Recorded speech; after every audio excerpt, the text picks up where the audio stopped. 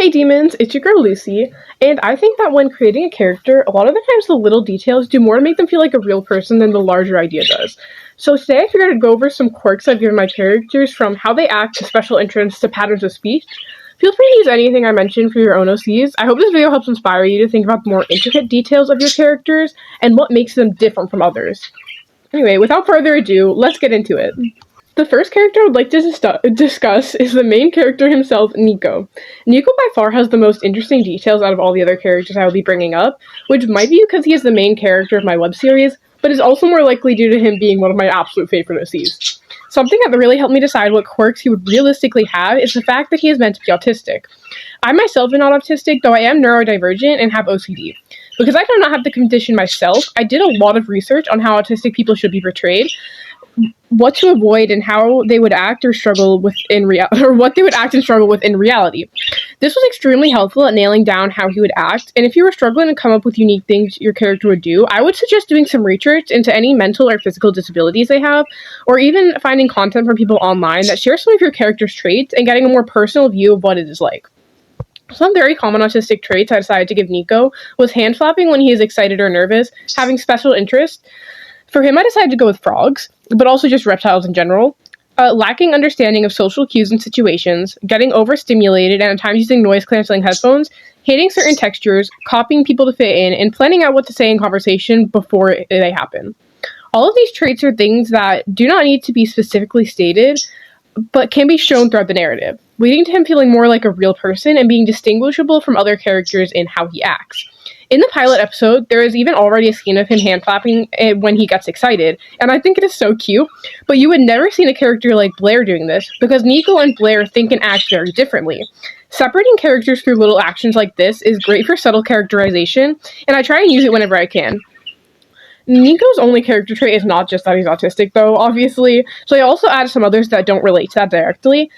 He also cannot sit properly in a chair to save his life, frequently stutters when he gets nervous, and adores stuffed animals. Now, you might notice that some of these are pretty odd and specific, and wonder how I came up with them. Like, he can't sit in a chair. How did I think to put that in? Well, the answer is that you always have to be looking at things to add to your characters when you're consuming. I decided to add the chair thing to Nico when I was scrolling through shorts and came across a video that pointed out how Billie Eilish never sits properly in a chair, and something just clicked. I could see Nico doing the exact same thing and added it to his character.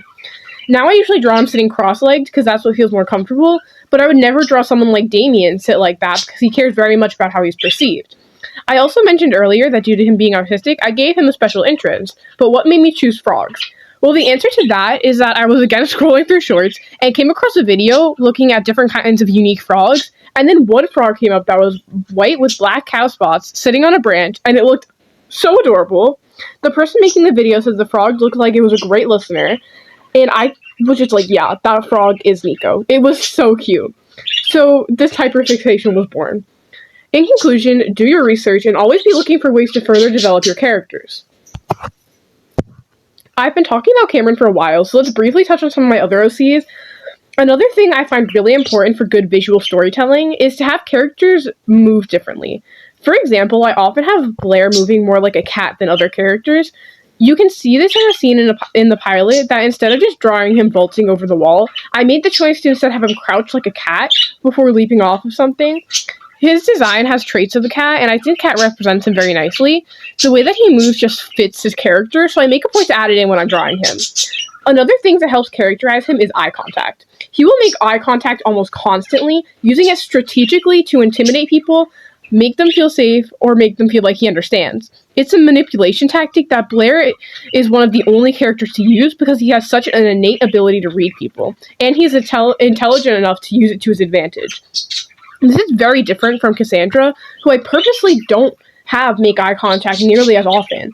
She is much more of a loner and outsider, and has developed many ways of keeping others out due to being hurt in the past. She does not want to invite others in or give people the chance to read her, so she almost always busies herself with something to avoid it. This makes it much more impactful when she does make eye contact, because it is usually with someone that she really trusts and cares about, or when she is very passionate about a discussion. In the pilot, a time when I make her have direct eye contact with Nico is when she wants to get through to him and calm him down, looking up from her work to do so. There are details like this I give to all of my characters, and there are even more of these details in these 3 that I didn't mention in this video. Overall, I think it is one, if not the most important thing to do when creating a character-driven story, is making the characters seem like their own person.